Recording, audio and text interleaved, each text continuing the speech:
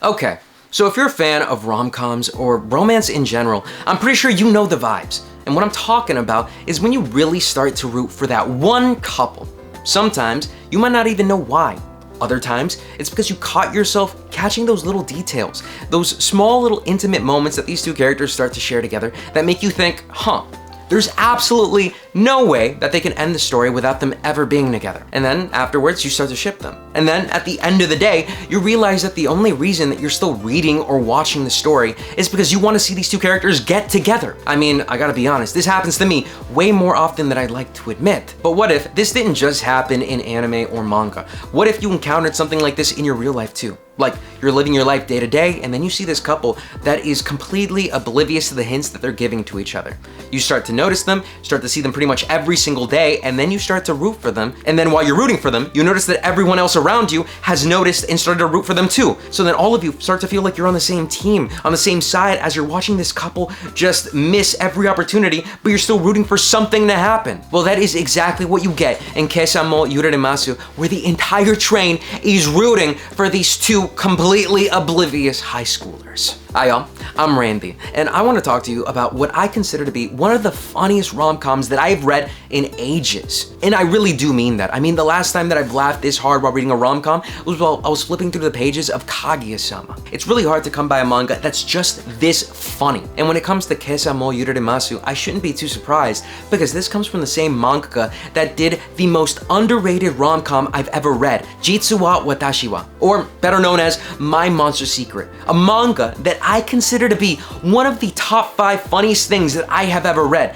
And I mean that when I'm talking about either mangas in general or rom-coms. And if you haven't heard about it or if you haven't read it, I highly recommend it. It is a piece of genius. All of the heart that went into that series, all of the humor, all of the faces and the exquisite portrayals of disgust and pure horror are translated perfectly into this new rom-com over here. And you notice that Eiji Masuda hasn't missed a single step while making mangas. And here's the thing, I can't blame you if the second that you look at this manga, you think to yourself that this is a standard, plain as day, just generic rom-com over here. I can't blame you for that. But it's so much more than that. I mean, for starters, it takes place entirely on a train to school, so not actually at a high school. So minus points to all of you other generic rom-coms out there. I'm looking at you, Skippin' Loafer and Blue Box, but not really, just kidding. And while we have our main couple over here that's just floundering at actually starting things like conversations, they're not actually the people that we're mainly following.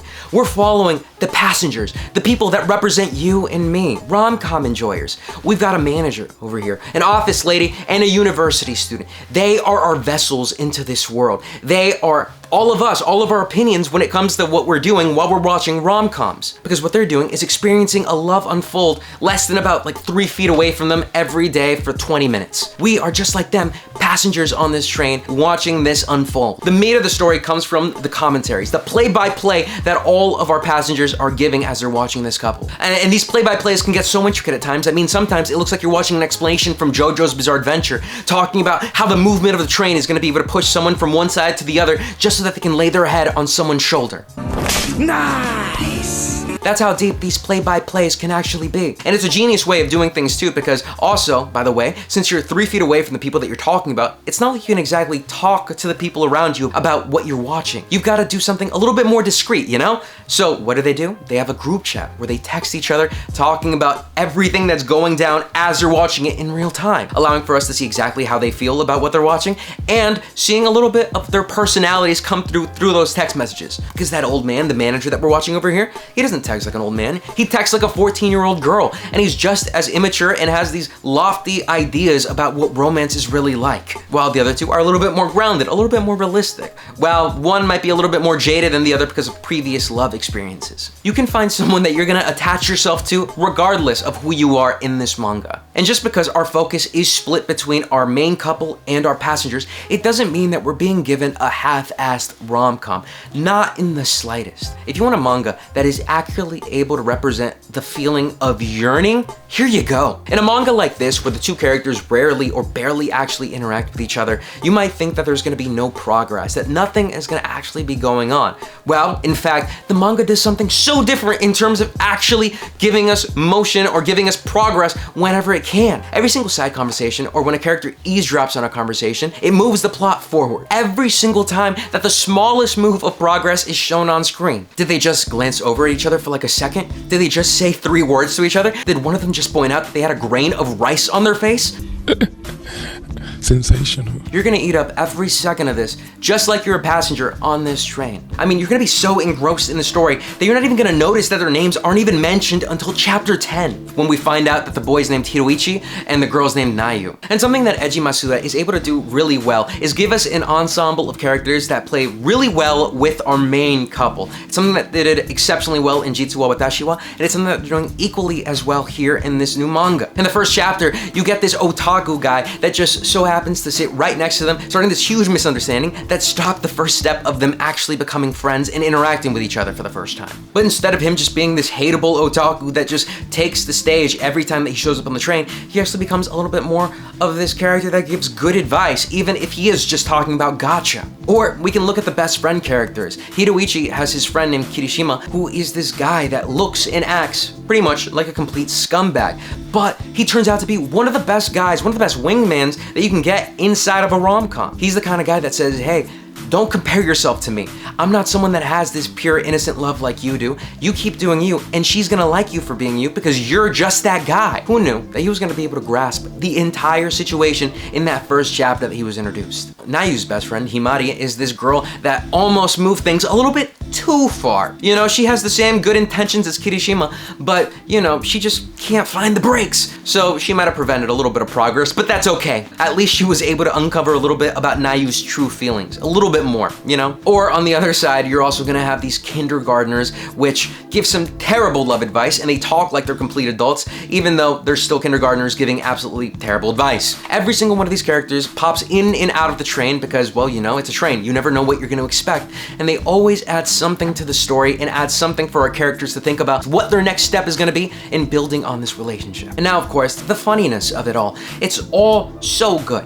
Whether it be in those conversations that are commentating everything that's going on, or whether it be in the misunderstandings that are just placed everywhere. They're littered everywhere in this story. Maybe it could be the title of a book that says, I love you. The boy thinking, could that be about me? And then realizing that everyone else has that book. Well, in reality, the girl was actually using that to send a message, just how we originally thought. Or the antics of this old man over here because he's always gonna be cringy and weird in terms of how he's gonna act like he's just a lot younger than he actually is. It's gonna be stellar, I tell ya, and with the visuals that the story gives you, oh, it gives me memories of better times. It gives me memories of when a guy got arrested because of just really weird things. And hell, if you actually read Jitsu wa watashi wa, you're gonna love some of the cameos that are brought in over here because bam and bam. I almost teared up a little bit when I saw these characters come back looking exactly as how we left them. It's nice to know that those characters are still living out their best lives. Those faces of absolute horror and dread and misery, I'm never gonna forget that in a manga. I absolutely adore how the mangaka is able to draw these so well. Every single time that you flip a page and you see something like this, you are going to adore it. And when you think that there might have been way too many misunderstandings or that there might be too many things that are detrimental to these characters actually building on this relationship over here, well, the mangaka thinks the exact same thing because then he orchestrates this big move where everyone on the train, because as it turns out, it's not just our 3 passengers that are watching our characters actually try and have this blossoming love, it's everyone else that's rooting for them too. So sometimes when the time is right, everyone just works in tandem and prevents any misunderstanding or any weird thing from happening. So they just end up having this special moment together and it just makes you think, my God, that's just beautiful. Like I'm saying, the story's got a lot of heart and it's able to perfectly balance comedy with that heart. So it's not always gonna feel like it's being disregarded or something's being half-assed. It is perfect. It's in sync with each other. I mean, even all of our commentaries with our passengers over here aren't always gonna be hilarious and sometimes they're pretty insightful. I mean, the university student sometimes has some major balls of knowledge that he drops on people, especially this one about yearning over here. Never did I think this series was gonna be as deep as this, talking about how each one of our characters whispers each other's names in hopes that they can reach the other. That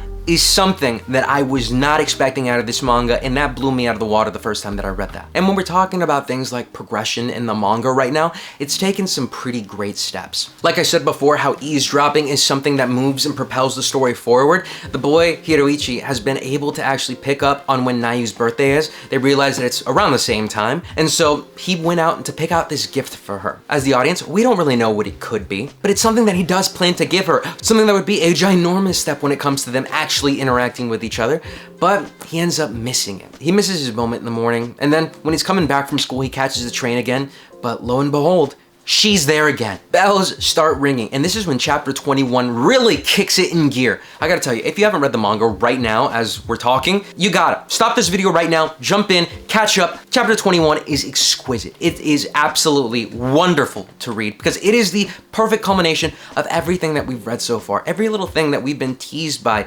inch, we finally get at least a little bit of resolution over here, and just like everyone else recognizes, this is a monumentous occasion. I can't believe, old man, you're the only one that's here to actually watch this unfold. Because here, we actually get the breaking of the silence. Instead of Hiroichi and Nayu sitting next to each other, they sit across from each other, able to actually see each other, and he breaks the ice by saying, "Good evening." And then leading to what the first chapter set us up to, them finally talking about that gotcha game that they actually have in common the entire time, and we finally see them actually enjoying each other's company. Something that we've all known from the beginning that they were gonna absolutely revel in. Yeah, this is the kind of payoff that I want to see. This is the kind of payoff that a lot of other rom-coms never give us, or when they do, it never hits this hard. Some mangas take hundreds of chapters to get to this point, and this manga took only 21. This is a masterclass of how to build tension. Seeing Nayu smile like this is something that all of our passengers on the train should have seen, and I'll never forgive the old man for not texting them the rest of the play-by-play about what was going on. And while the chapter is ending, they finally discuss how they've interacted in the past, about saying sorry, about potentially sleeping on someone's shoulder, or thanking them for letting them know that there was something on their cheek. And then Hiroichi at the end hands her that gift that he was planning to give her in the beginning of the other chapter. And that's where it ends.